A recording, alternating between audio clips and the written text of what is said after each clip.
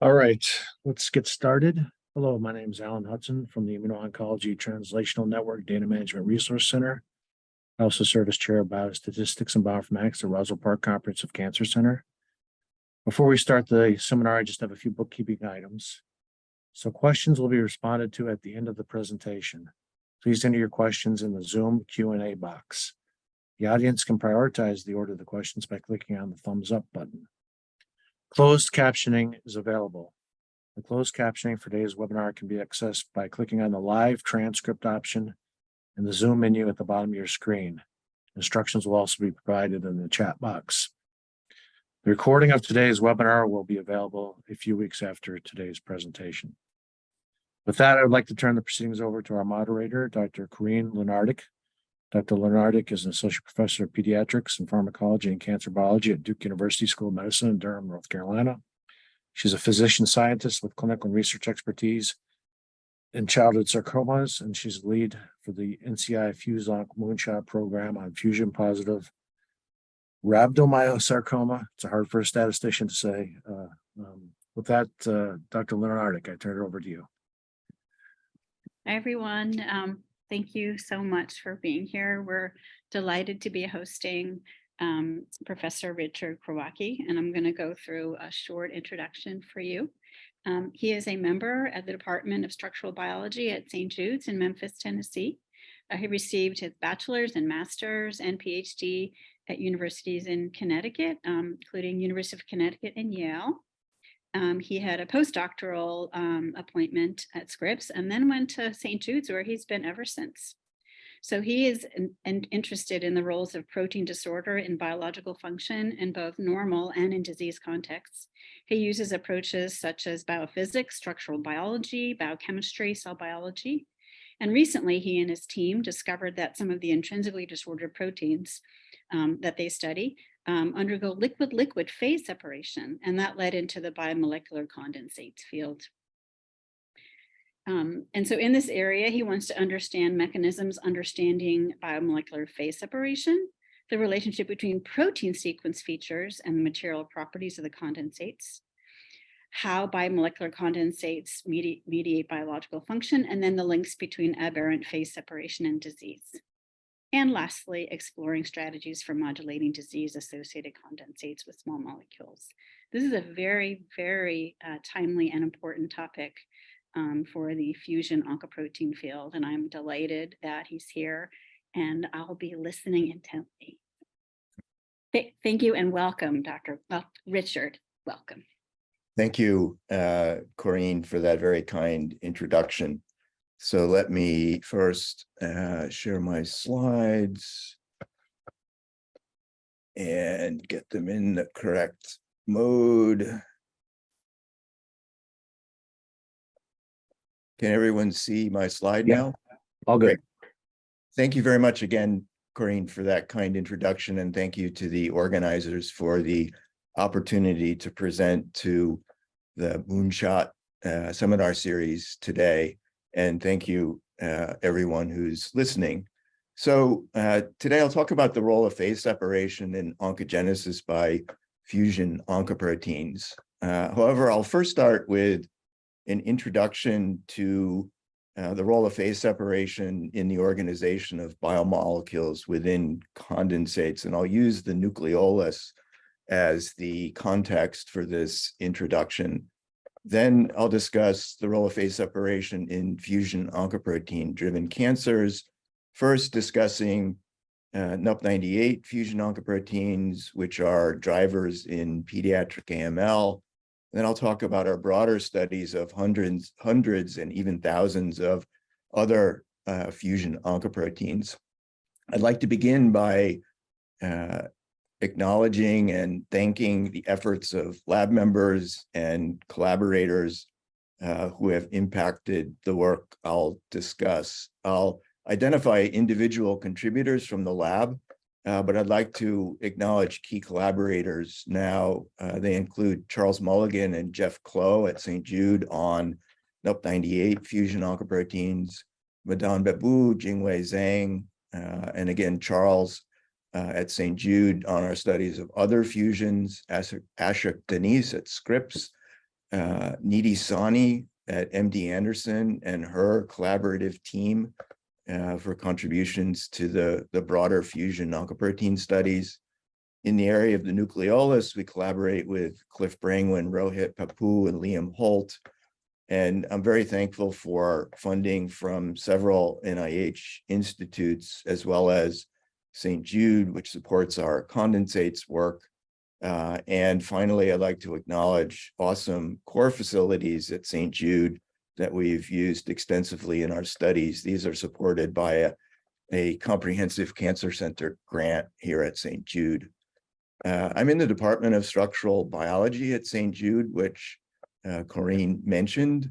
This is a department that includes cryo-EM specialists, NMR specialists, and in particular, several of us have been interested for a long time in the roles of intrinsically disordered proteins in biological systems, including Madame Babu, Tanya Mittag, and myself. And recently, especially Tanya and I have turned attention to the role of disordered proteins in biomolecular condensates. Okay, now to begin with the introduction to biomolecular condensates. So these structures form throughout the cell and perform diverse cellular functions as illustrated by the schematic on the left. Just to point a few out, membrane clusters are involved in signal transduction. Stress granules are involved in mediating stress responses. There are cytoplasmic signaling puncta that mediate various aspects of signal transduction. And in the nucleus, the nucleolus is the center for ribosome biogenesis. And I'll use this as a backdrop for introducing some basic concepts related to biomolecular condensates in just a moment. And then more recently, it's been shown that the process of transcription is often mediated through the formation of condensates that include many different regulatory components and RNA pol II. So what are the features of biomolecular condensates? So they're very dynamic and liquid-like very often. They arise through phase separation of biomolecules, including proteins, DNA, and RNA.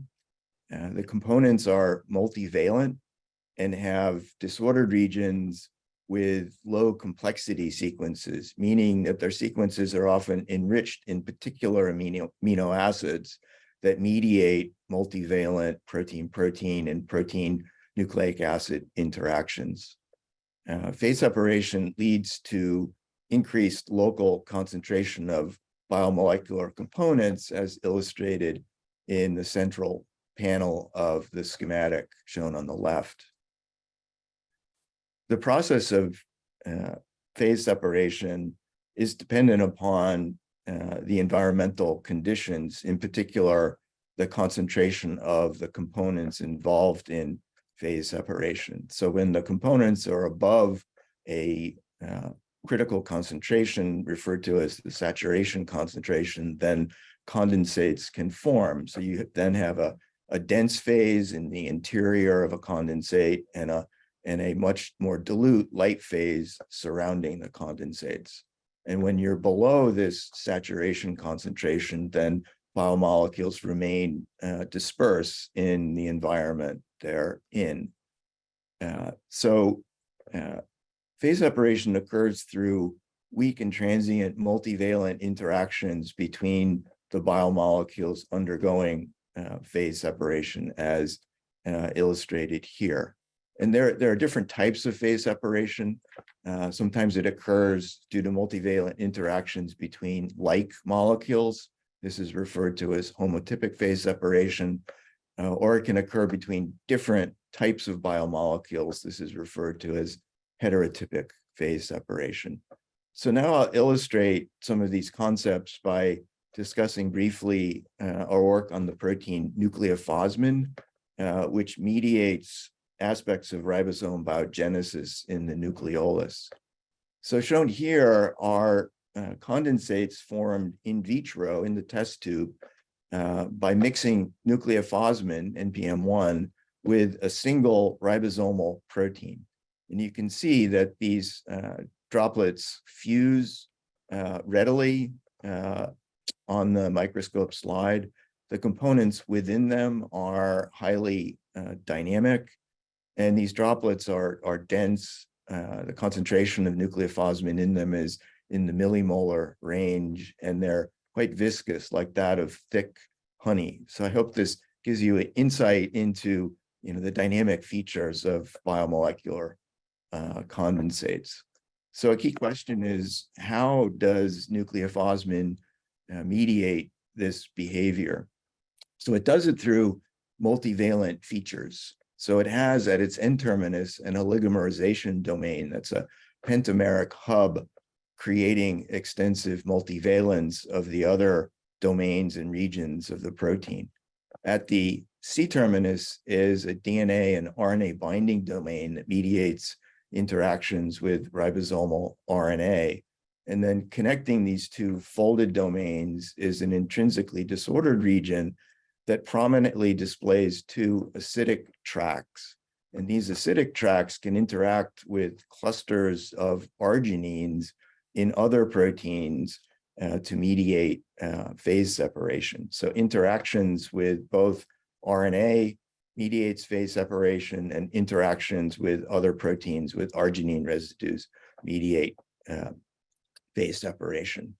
So what's the role for phase separation by nucleophosmin in ribosome biogenesis?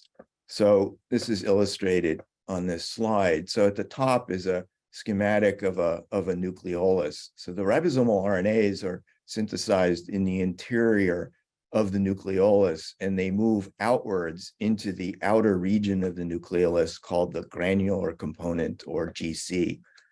And so these ribosomal RNAs, when they enter the GC, they bind to and phase separate with nucleophosmin. And at the same time, ribosomal proteins are coming from the nucleoplasm in the opposite direction. These are arginine-rich proteins, so they also phase separate with nucleophosmin in this region of the granular component. And this is a very fluid environment, and so the ribosomal proteins and the ribosomal RNAs can move, in the directions indicated by these gradients that I mentioned earlier. And so the ribosomal proteins and ribosomal RNAs can interact in this fluid setting and co-fold into nascent ribosomal subunits as schematized here. And as this occurs, then this process of assembly buries interaction sites for nucleophosmin, then allowing assembled ribosomal subunits to passively diffuse out of the nucleolus and then be trafficked to the cytoplasm to form active ribosomes. So I hope this introduction then gives you some insight into the nature of biomolecular condensates, in particular the nucleolus, and the importance of transient multivalent interactions in these structures and how they can contribute to a critical biological process, in this case, the assembly of ribosomal subunits. So now, switching gears to the main topic for today, I want to discuss first the role of NUP98 fusion oncoproteins in pediatric leukemia and pediatric AML, and the role of phase separation in oncogenesis by these fusion proteins. So the work I'll discuss has been primarily performed by Hajin Chernecki and Bapa Chandra, postdocs in the lab, Swarnendu Tripathi and David Baggett, bioinformatics specialists in the lab. And this work has been done in close collaboration with Nicole Michmerheisen and Charles Mulligan in the pathology department at St. Jude. And again, I mentioned our collaborators, Madame Babu, Jingwei Zhang, our awesome cores, and our awesome cores at St. Jude. So just to introduce fusion oncoproteins. So they arise from chromosomal rearrangements that sometimes can encode fusion mRNAs that can lead to the translation of fusion oncoproteins as shown at the bottom. So fusion oncoproteins are drivers in about 15% of cancers, but how they alter cellular behavior is incompletely understood. And I should say that the prevalence of fusion oncoproteins is much greater in pediatric cancers than in adult cancers. Thus, they're of particular interest at St. Jude Children's Research Hospital.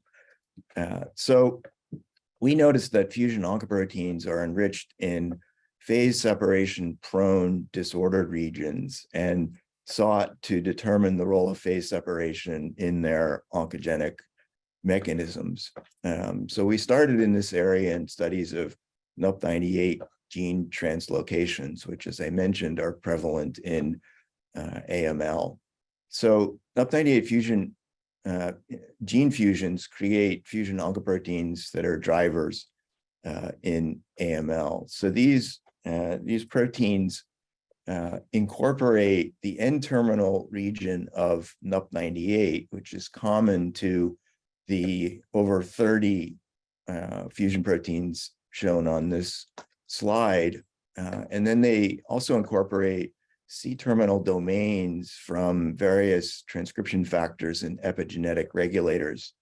And these C-terminal domains usually include either a sequence-specific DNA binding domain, such as a homeodomain, or domains that bind to chromatin marks, including bromodomains, PhD domains, set domains, as well as others. These fusion proteins, they drive aberrant expression of HOX and other genes, which then transform hematopoietic cells and promote leukemogenesis. So I'll tell you now about our studies of a particular fusion protein, NUP98 HOXA9, which is abbreviated in some of the slides, NHA9. So shown, just moving my Zoom window. So NUP98 HOXA9, as I mentioned on the last slide, includes the long disordered N-terminal region of NUP98, which is rich in the residues phenylalanine and glycine. And the C-terminal partner includes the DNA binding domain of HOXA9. So we showed that this, in published work, this cancer discovery paper, we showed that this fusion, as well as several others, form hundreds of nuclear puncta. And we also showed that these puncta form through the process of phase separation. Phase separation is mediated by several types of interactions, multivalent interactions that I introduced earlier. So there are homotypic interactions between NUP98 regions. These regions, due to the richness in phenylalanine and glycine, can interact heterotypically with disordered regions of other proteins, which include transcriptional regulators and RNA pol2. But then also importantly, the C-terminal region of this fusion protein mediates specific interactions with DNA. So together, these multiple mechanisms of multivalent interactions drive the formation of the puncta you see in the middle of the slide. So we also showed that these puncta are aberrant transcriptional condensates. So I mentioned that through these multivalent interactions, these condensates are able to recruit transcriptional regulators and RNA pol2, and these together drive the upregulation of HOX genes, which leads to the transformation of hematopoietic stem and progenitor cells and leukemogenesis. So phase separation by NUP98 fusion oncoproteins drives leukemogenesis. So what I'd like to do now is share with you some of the, some of the ways that we sort of were able to demonstrate the mechanistic model that I just introduced. So we probed how the NUP98 HOXA9 fusion protein forms condensates through multivalent interactions with proteins in DNA by performing mutagenesis experiments.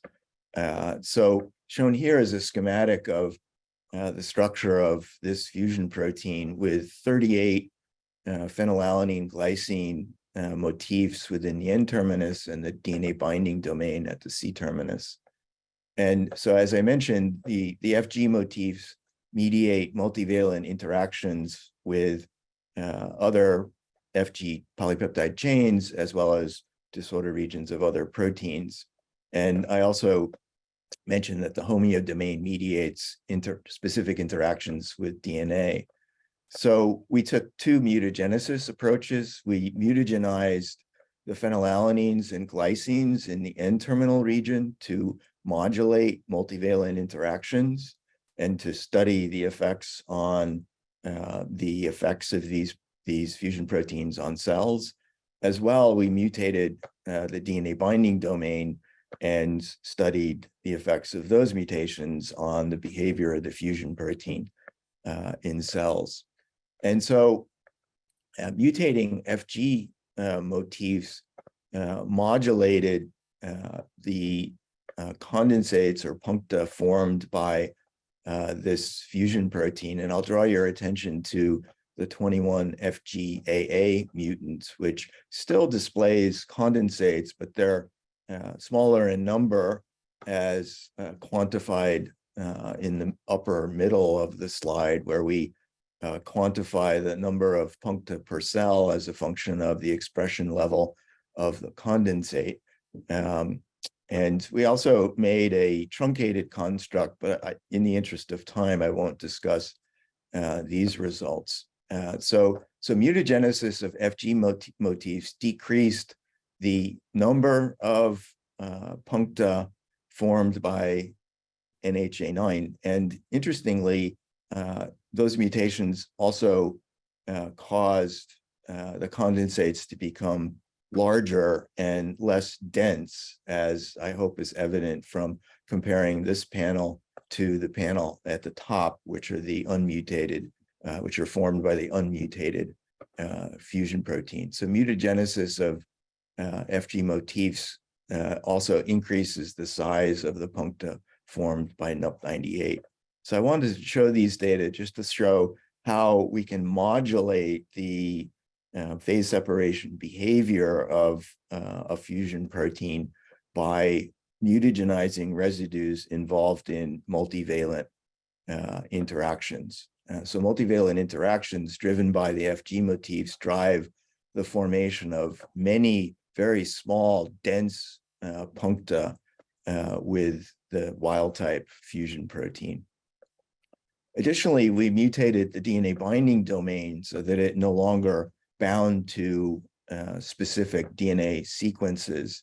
And in this case, we saw the protein still form condensates in the nuclei of cells, but I hope it's clear that these condensates are very large and very few in number compared to the unmutated sequence shown on the upper right.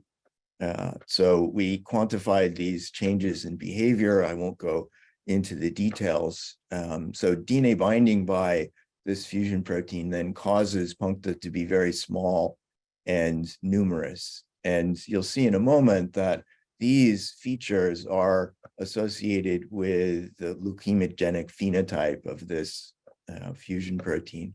So in collaboration with Nicole and Charles, then we examined the transforming potential of this series of mutant constructs. So Nicole,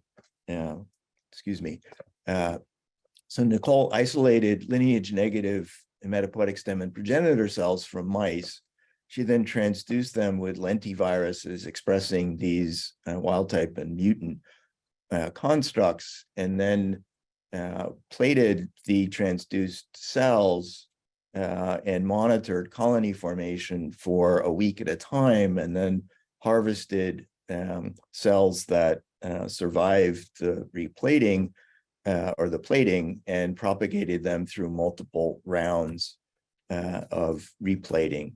And so the observation of colonies then is a sign of transformation of hematopoietic cells by the fusion proteins.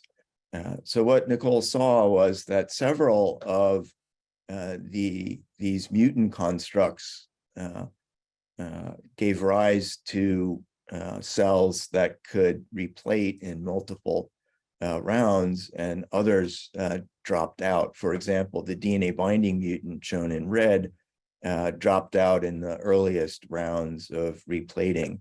But the ones enclosed in this rectangle survive the replating. But the key take home is that only these constructs with check marks, and focus on the one at the top, this is the unmutated sequence with the full complement of FG motifs, and a second one that in which there were only 8 mutations of phenylalanines and glycines. These both replated in cells, but the 21 FGAA mutant, while it did replate, it did not transform the replating cells to the myeloid phenotype. So this mutant is actually inactive in inducing the AML phenotype associated with the unmutated fusion protein. And I also mentioned, as I noted earlier, that the DNA binding mutant also did not exhibit replating behavior. So we next turn to RNA-seq to understand the effects of mutations on the behavior of these fusion proteins in hematopoietic cells. So the unmutated sequence induced Hox genes as well as other genes associated with transformation of hematopoietic cells. But the 21 FGAA mutant shown in the bottom left did not induce expression of these leukemogenic genes shown in the upper left. So, and then finally, I mentioned that the DNA binding mutant also did not induce Hox gene expression. So now I'll summarize these results. So what I showed you is that mutation of 21 FG motifs led to a change in the nature of the condensates that are formed. They're fewer in number and they're larger and more diffuse. The FG mutations weaken both homotypic and heterotypic protein-protein interactions. And these condensates are inactive, especially as illustrated by the RNA-seq results.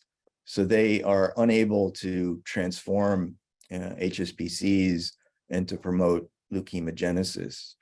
And similarly, although through a different mechanism, the DNA binding mutant still forms condensates, although these condensates don't interact with chromatin and are also unable to transform HSPCs and promote leukemogenesis. So I hope this little vignette gives you insight into how we approach modulating the condensation behavior of a fusion oncoprotein through mutagenesis by modulating multivalent interactions that promote condensate formation, and also by mutating a DNA binding domain that directs condensate formation to chromatin, which is an essential aspect of how the NUP98 fusion proteins drive leukemogenesis. So now to move on, So we and others actually, as noted below, showed that NUP98 fusion oncoproteins form nuclear transcriptional condensates. And this type of behavior was shown for several other fusion proteins, as shown at the bottom left of the slide. In addition, other groups showed that some fusion oncoproteins form condensates in the cytoplasm of cells, and these condensates are aberrant centers of signaling that, in the case of the two shown in the bottom right, drive RAS and MAP kinase signaling.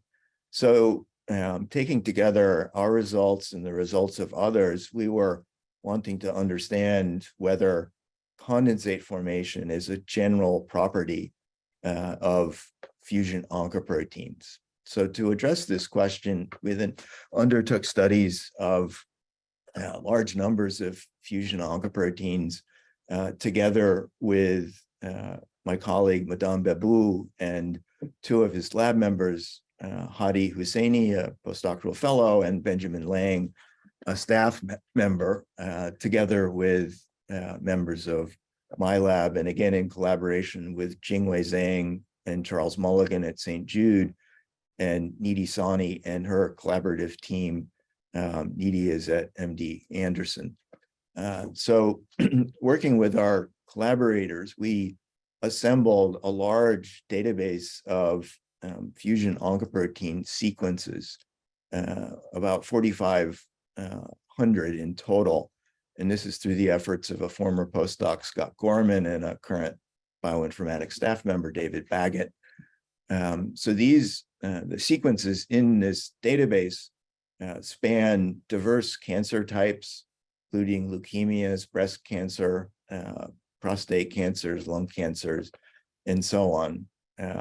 And we also noticed that the sequences of these proteins are enriched in features associated with phase separation, including enrichment in intrinsic protein disorder, enrichment in aromatic residues that can mediate multivalent interactions, and enrichment in prion-like features that mediate protein-protein interaction. So spurred by these observations, then we decided to express and test a number of fusion proteins for condensate formation. So we first narrowed our large database to about 3,000 through curation, and then we expressed 166 fusion proteins in GFP tagged form and transiently transfected HeLa cells with these vectors, and then examined whether they formed condensates or not. So I refer to condensate forming fusion proteins as being puncta-positive, and those that exhibited diffuse localization as being puncta-negative. And this is the work of Hajin and Bappa, postdocs in the lab. And then after accumulating our results, we analyzed physical chemical features of the puncta-positive and puncta-negative fusions to try and understand the driving forces promoting their behavior in cells. And I'll introduce what I mean by physical chemical features in just a moment. So the results are that we observed that about 60% of the fusions we tested formed condensates in cells. About 30% were diffuse, and about 10% were either nucleolar or interacted with other types of cellular structures. So here I'm illustrating 4 examples of nuclear puncta-positive fusion oncoproteins, which corresponded to about half of those that were positive. And you can see that their features really span a wide range. So here we have hundreds of very small condensates, as we see here, and on the right, we see much larger more dense condensates in the nuclei of cells. On the bottom now, I illustrate different morphologies of cytoplasmic fusion oncoprotein condensates. Again, you can see that their features vary. And the other positives, about 16%, form condensates both in the nucleus and the cytoplasm.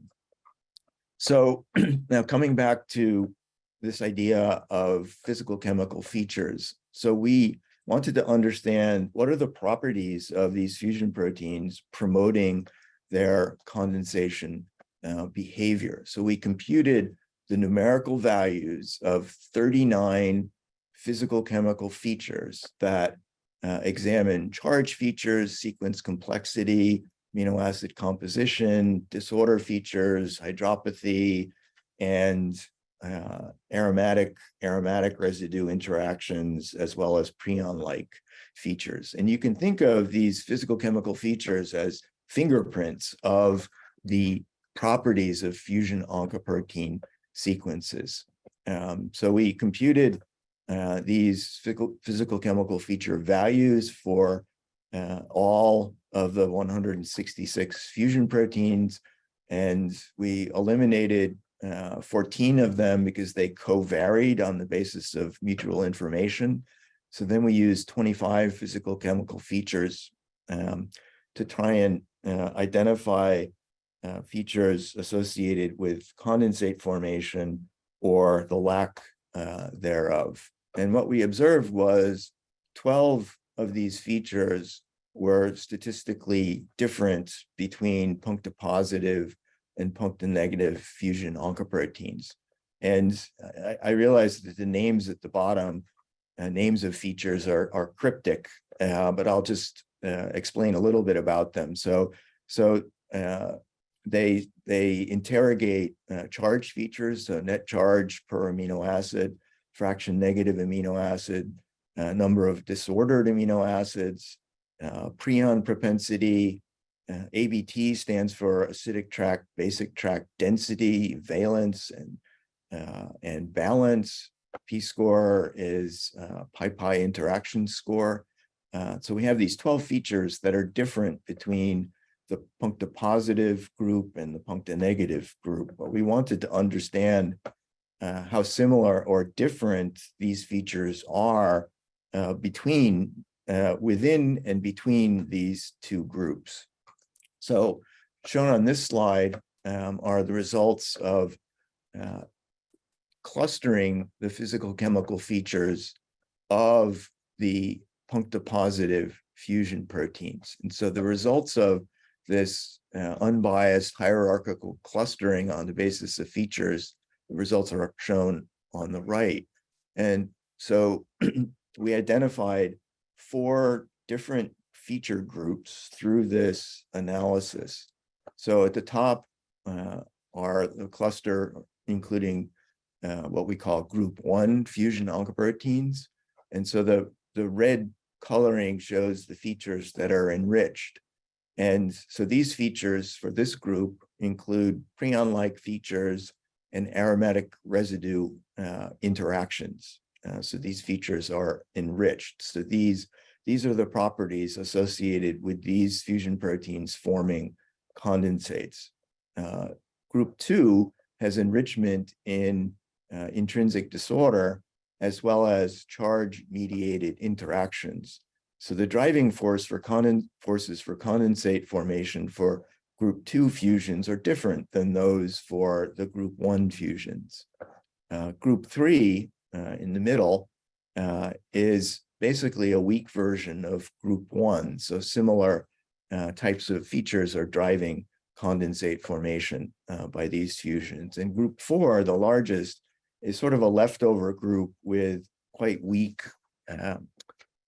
features. What we noticed, and which was really fascinating to us, was that most fusions in groups 1 through 3, so those at the top, are located in the nucleus.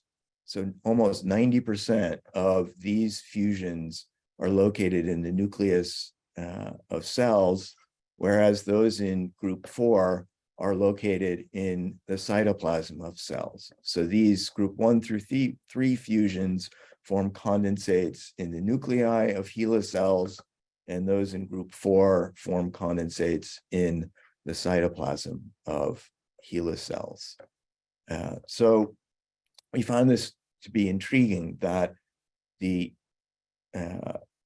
physical chemical features of fusions seem to encode where they form condensates. So we next wanted to understand what are the biological functions of the nuclear condensate forming fusion proteins versus the cytoplasmic condensate forming fusion proteins. So to perform this analysis, we analyzed conserved domains within the sequences of fusion oncoproteins. So we used this conserved domain resource at NCBI. So for each fusion protein sequence, we then identified conserved domains. Then from the description of these domains, we identified function.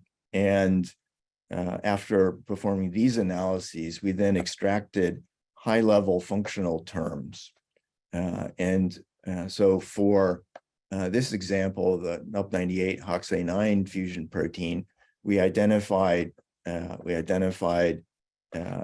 homeodomain, a DNA binding domain associated with transcription, and the FG-rich region associated with nucleoporin function. And for this fusion protein, we extracted the high-level term regulation of gene expression. So this was common to many of the fusion proteins we examined. The other highly enriched functional term was regulation of cell signaling. So overall, our results of this functional analysis are summarized here. So for the puncta-positive fusion oncoproteins, we saw that those that form condensates in the nucleus were highly enriched in functional terms associated with regulation of gene expression. And for those that form condensates in the cytoplasm, the functional term that was enriched was regulation of cell signaling. So we observed very few nuclear puncta-negative fusion proteins, but we saw several, or 15, that localized to the cytoplasm, and these were also enriched in regulation of cell signaling functional terms. So the physical chemical features of fusion oncoproteins encode both their subcellular localization and their biological function. So just to reiterate then, for the nuclear condensate forming fusion proteins, those in groups 1 through 3 were localized 90% of the time in the nucleus, and they're highly enriched in terms associated with regulation of gene expression.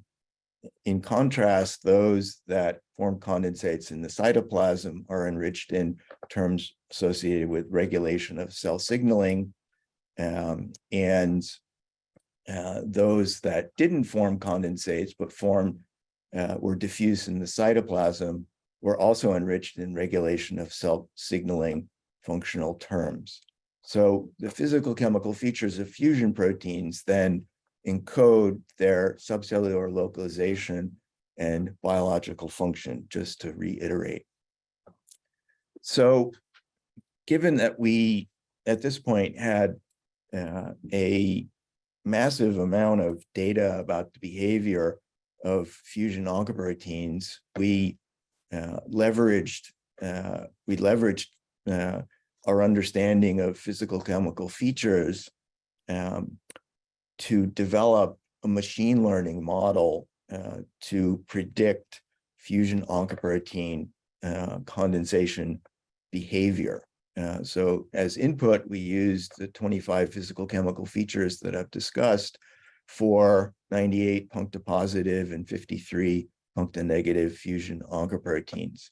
And I won't go into the details, but we were able to develop machine learning model that we term FO Puncta machine learning model,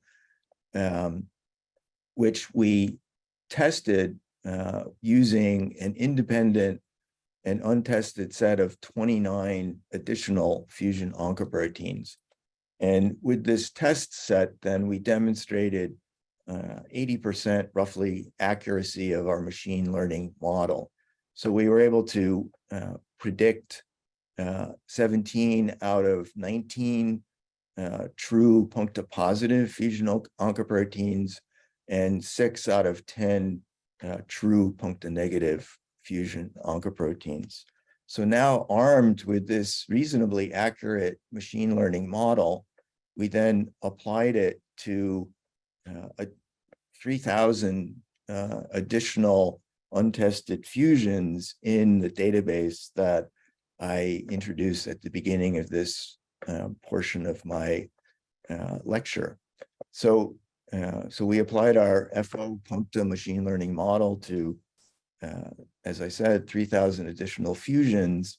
And quite strikingly, we observed that 67% of them were predicted to be condensate positive or puncta positive, and 41% condensate negative. So these statistics roughly reflect what we observed through the testing of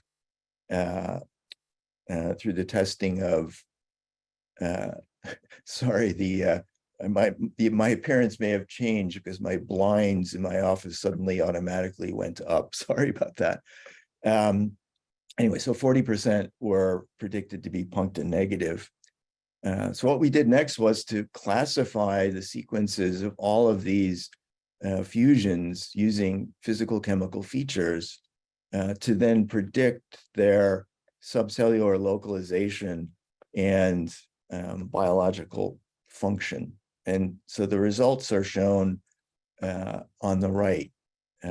So for those 67% that were predicted to be puncta positive, about 24% of the total number, or 40% of the positives, had features, physical chemical features, that matched those of groups 1, 2, 3 that I've been discussing, which are indicators of nuclear condensate localization and regulation of gene expression function. We saw that only a very small portion of the predicted positives had features matching group 4 that is a predictor of cytoplasmic condensates that regulate cell signaling.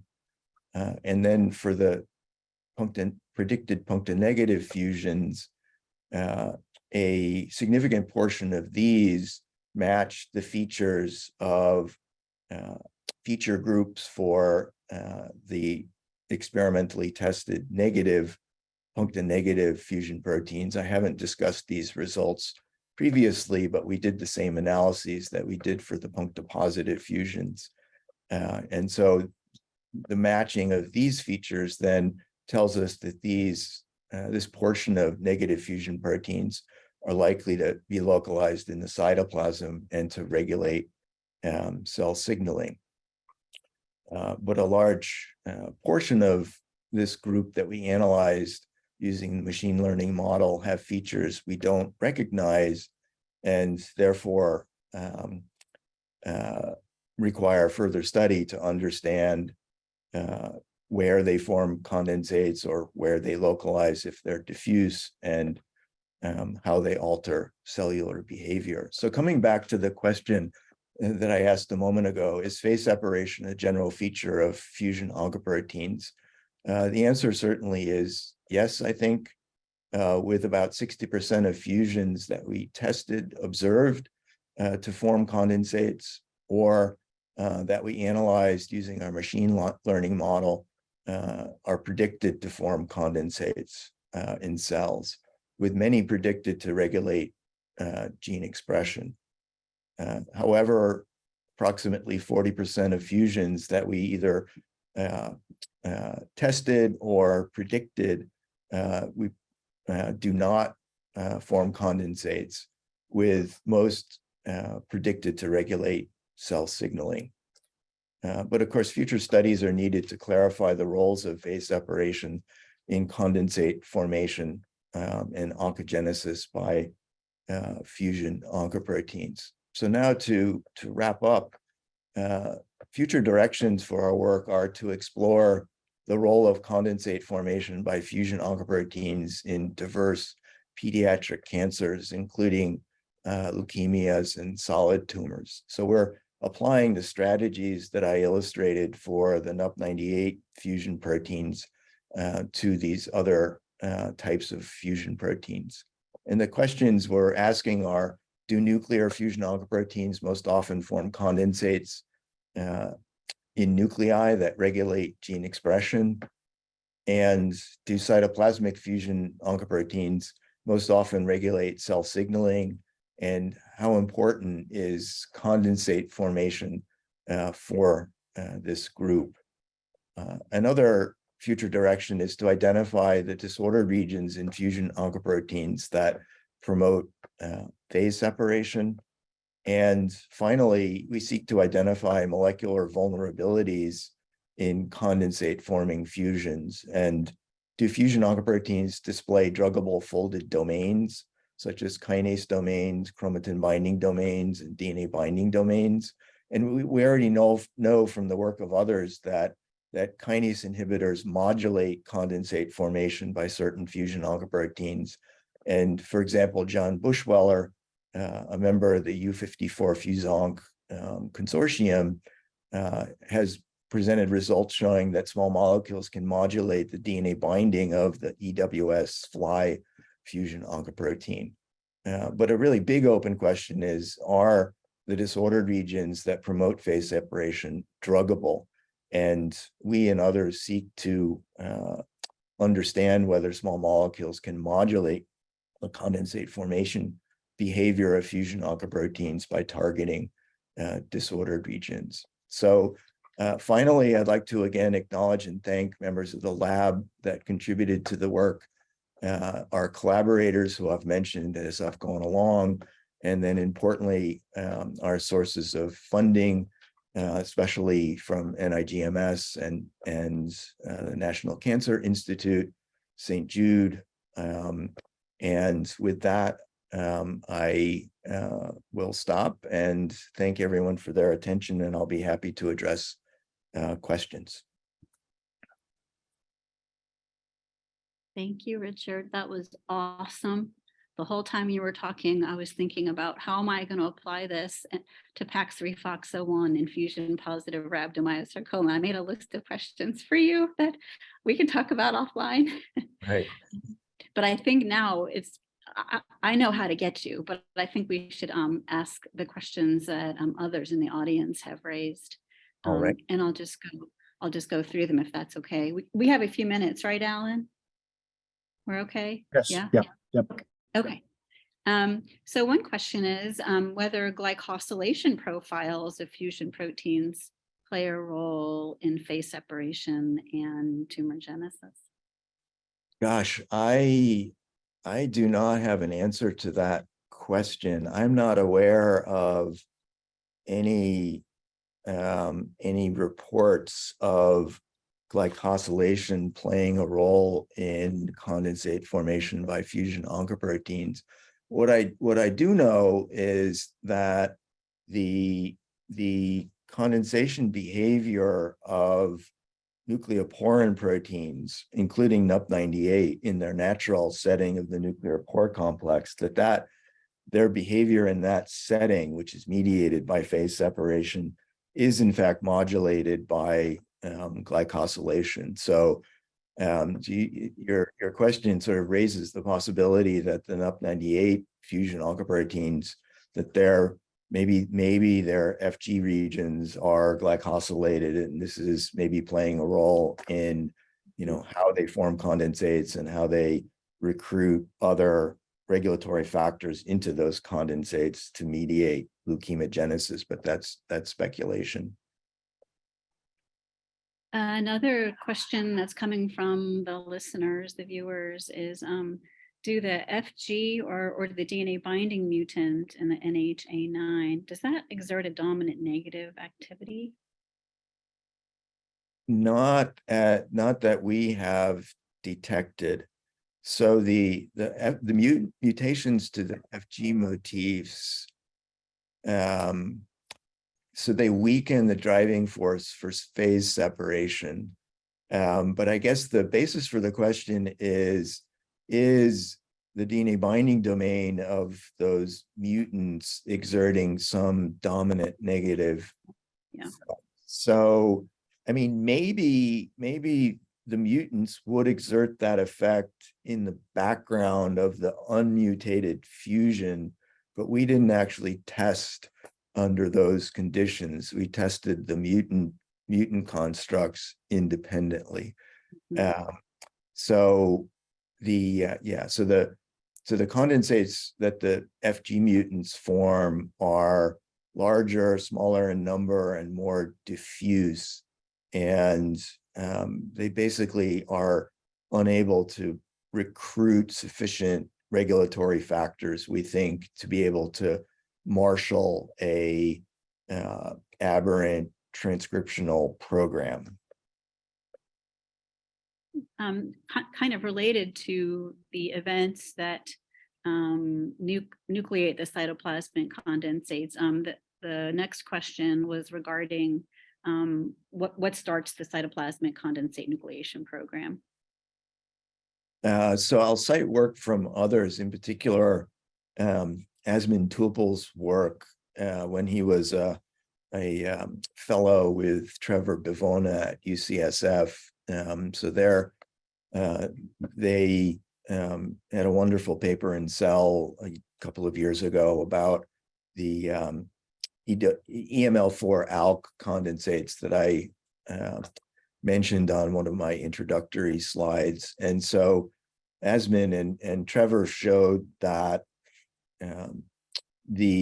that fusion protein forms condensates that then have autophosphorylation activity.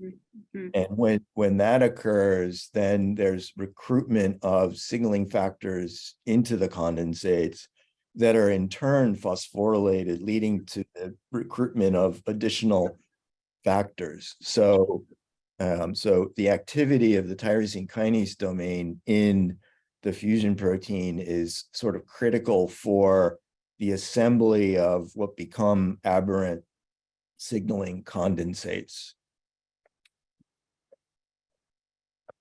I think we have time for one more question from the audience, which I was thinking about as well. It's actually 3-part, but it's all related. Why are fusion oncoproteins more prominent in childhood cancer?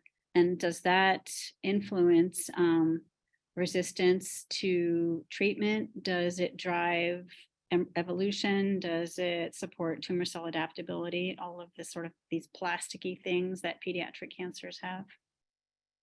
Yeah, it's a great question. So my sort of naive answer to the first part is that in general, and this is based on extensive cancer genomic studies at St. Jude and elsewhere of pediatric versus adult cancer genomes, and pediatric cancer genomes are just quieter than adult genomes. And so they accumulate, by living for a shorter period of time, they have accumulated fewer environmental insults that can be trigger genetic alterations that trigger oncogenesis. And so I think while at the same time their genomes can experience gene translocations and the production of fusion proteins. And so I think fusion proteins are more prevalent in pediatric cancers for because they have otherwise quieter